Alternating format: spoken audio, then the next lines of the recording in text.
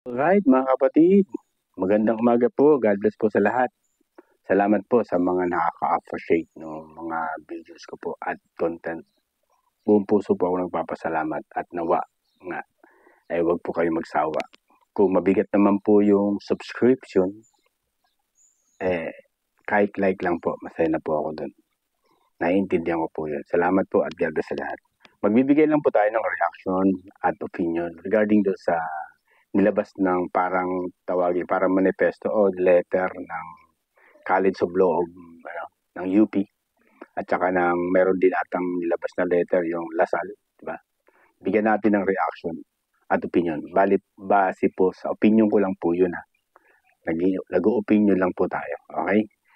Base sa nilabas nila, gusto nila makita yung mga depensa o papaano na i-depensa ng defense panel ng VP Sara regarding sa impeachment niya. Kaya gusto nila, di ba, matuloy yung impeachment diyan sa Senado, pagamat, di ba, may umiikot na resolusyon na nagmula sa kwan na gusto nila i-dismiss. Para bang ginawa ng UP, College of Law, ay kinalampag yung Senado. Pero bigyan natin lang ng konting opinion. Akin pong nakita yung isang parte na to na parang kasi gusto nila maging transparent, di ba? Na mayroong accountability. Pero yung mga ginawa ng kasalukuyang administrasyon na wala naman transparent at accountability, wala naman po tayo narinig sa kanila. Hindi minsan hindi nila kinall out o nagsalita regarding doon. Unang-una, di ba? Yun nga. Yung sa 5,500 flood control, di ba? Ang bigat nun. So, na pa po yun. Nasa Congress pa po yun, di ba? Almost base doon sa secretary ng DPWH ay gumagasto sila ng more than mga approximately mga 1.4 billion a day. Billion po yun ha, hindi po milyon. Pero wala po tayo narinig sa kanila na base sa testimonya o pahayag ng DPWH secretary, wala namang master plan. Wala naman na talaga silang ginagawa regarding doon. Ang ginagawa nila patsi-patsi lang. Pero ang tanong, UP, College of Law, may narinig ba kami sa inyo? Lantaran po yun na wala naman talaga. Di ba? Pangalawa, yung sa PhilHealth, 98 billion na i-transfer nila sa ANT program. Ayan, nagbigay na ng utos ang Supreme Court na ibalik. Lantaran ko yan kasi iniligay nila sa ANT program. Alam mo ninyo na po sa ANT program na yan, nandiyan yung corruption. Di ba? Kasi una-una, paggawa daw ng kalsada, subway, di ba? Mga subway, ganyan.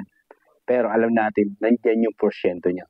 Saan program na yan? Just paggawain ng mga infra na yan. Kaya doon nila iniligay yun.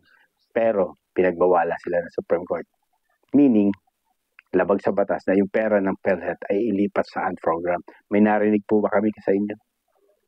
UP, College of Law, Lasal, may narinig po ba kami doon? Di ba kailangan din natin ng transparency and accountability regarding doon? Pero wala po kami narinig sa inyo, di ba? Yung tinatawag na AKAP, di ba? Bigat niyan. Unang-una, 500 billion. Yung inilaan sa AKAP, walang guidelines. Di ba? Sa unang tranche ng AKAP, di ba, 500 billion.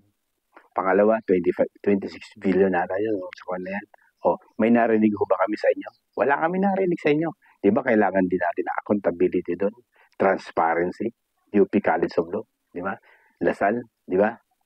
Ako po yung nagtatanong lang naman. Tatanong po, may narinig ho ba kami?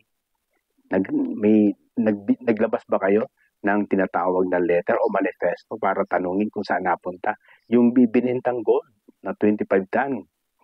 May narinig kami sa inyo? Doon sa reserve ng gold natin sa Bangko Sentral.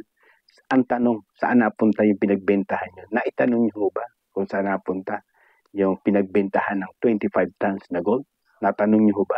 May narinig ba kami sa inyo? Diba? Gusto nyo accountability and transparency?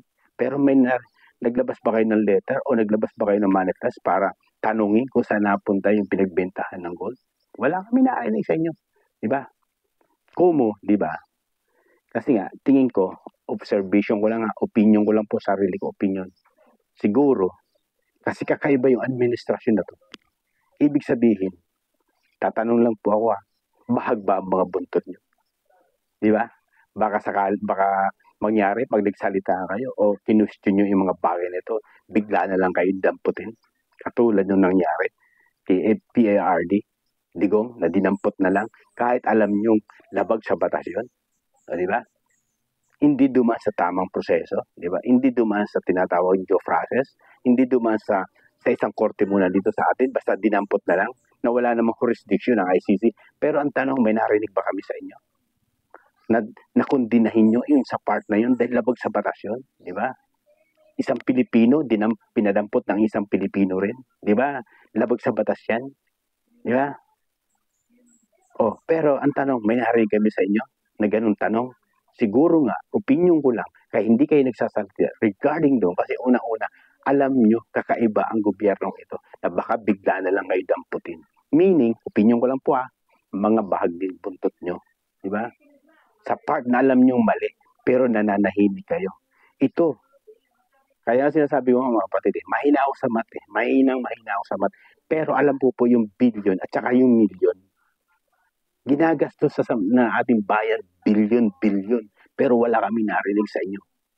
Yung gusto nyo marinig o makita ng mga ganito, 125 million sa confidential ng BP Sara, pinagtutuunan nyo ng pansin, na alam naman natin na politika yan, politika para ma-eliminate lang ang BP Sara, pero nag-iingay kayo. Pero sa part ng billion ng ginagastos, wala kami marinig sa inyo, nananahimik kayo, di ba? Bakit? Dahil alam nyo kakaiba yung gobyerno ito, na once na-question nyo, tinanong nyo, baka bigla na lang tayong damputin. Pero ibig sabihin, mga bahag din ang mga buntot nyo. Pakita kayo, hindi one-sided. Kung gusto nyo ng transparency, accountability, magtanong kayo sa kabila, Hindi yung one-sided lang. Bakit? Kasi nga, dito sa present na government, baka hindi kayo mabigyan ng due process. Katulad ng nangyari kay Digong, di ba? Baka bigla na lang kayo damputin, di ba? Kaya siguro iniisip nyo, kailangan manahimik tayo. Sorry, nagtatanong, nananahimik ko ba kayo? Regarding sa mga usapin na alam natin mali. Alam nyo mali, pero wala kayo, hindi namin narinig ang mga boses nyo. Di ba? Kaya yun sinasabi ko po mga kapatid. Itong mga bagay nito, pakitang tao lang itong mga to. Pero wala nang maniniwala sa inyo mga kapatid. Yung UP, Lasal, wala na yan. Bakit?